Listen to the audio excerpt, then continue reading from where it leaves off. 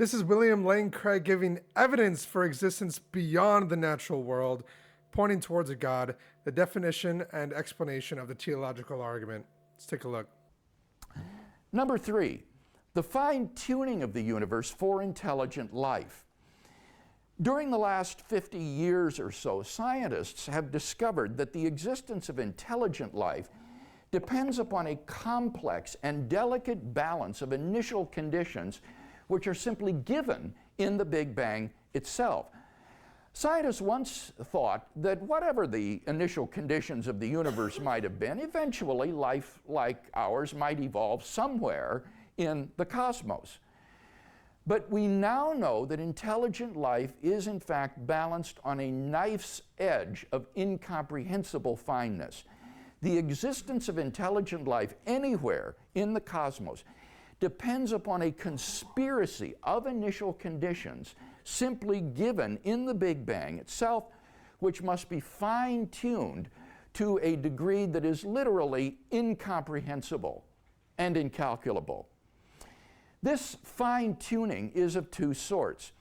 First, when the laws of nature are expressed as mathematical equations, you find appearing in them certain constants, like the gravitational constant. These constants are not determined by the laws of nature. The laws of nature are consistent with a wide range of values for these constants. Second, in addition to these constants, there are certain arbitrary quantities which are just put in as initial conditions on which the laws of nature operate. For example, the amount of entropy in the early universe. Now, all of these constants and quantities fall into an extraordinarily narrow range of life-permitting values.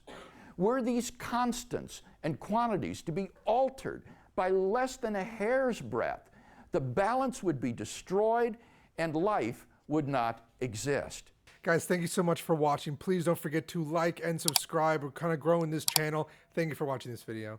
Now, there are only 3 possibilities for explaining the presence of this remarkable fine-tuning of the universe.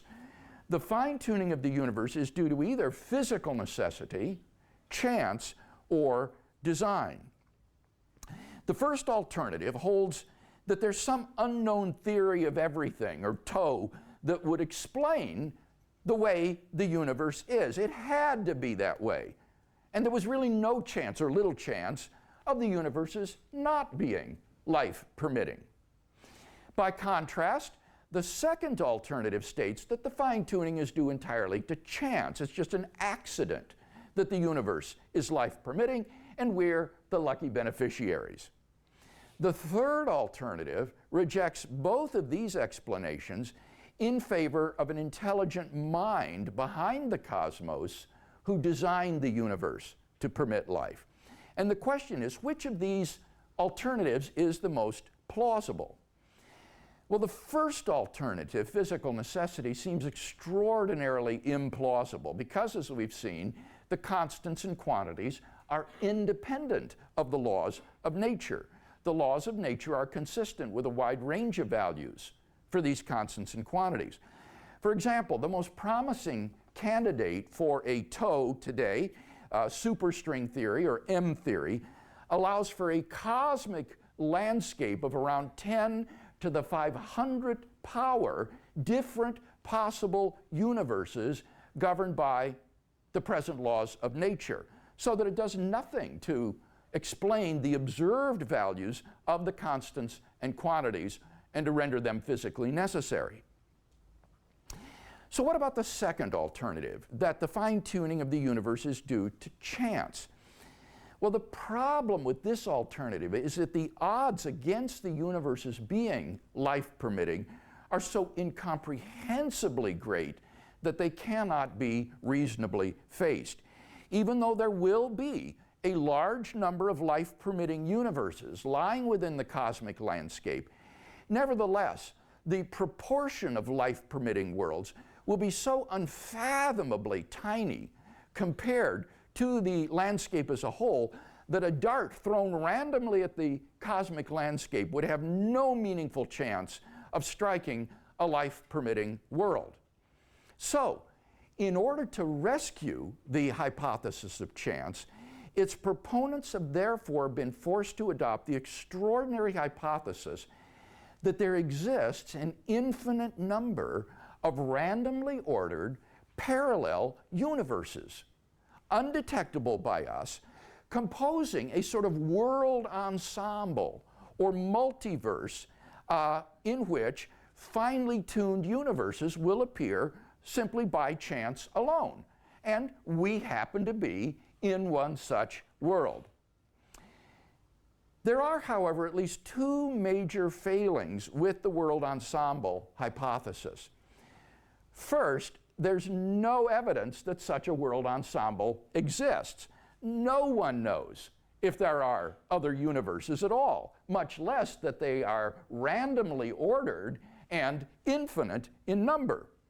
Moreover, recall that Borg, Guth, and Vilenkin proved that any universe which is in a state of continuous cosmic expansion cannot be infinite in the past. Their theorem applies to the multiverse as well. Therefore, since its past is finite, only a finite number of universes may have been generated by now. So there's no guarantee at all that a finely tuned universe will have appeared anywhere in the ensemble. Secondly, and more fundamentally, if our universe is just a random member of an infinite world ensemble, then it's overwhelmingly more probable that we should be observing a much different universe than what we in fact observe.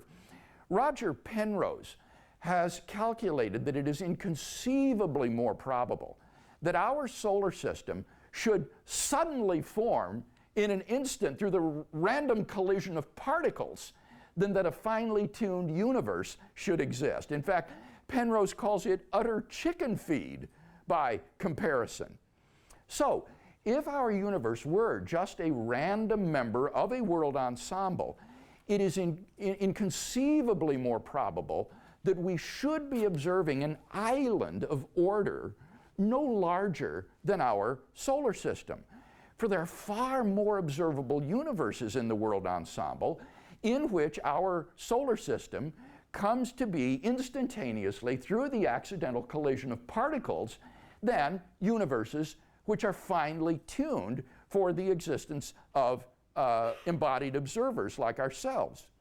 Or again, if the universe were just a random member of a world ensemble, then we ought to be observing highly extraordinary events like horses popping into and going out of being through the random collision of particles, since such things are vastly more probable than the existence of a finely tuned universes, of all of nature's constants and quantities falling by chance alone into the infinitesimal life-permitting range. Observable universes like those with the horses popping in and out of being are vastly more plenteous in the world ensemble than ours, and therefore ought to be observed by us. And since we do not have such observations, Penrose argues, that fact strongly disconfirms the world ensemble hypothesis. On naturalism, at least, therefore, I think it is highly improbable that such a world ensemble exists.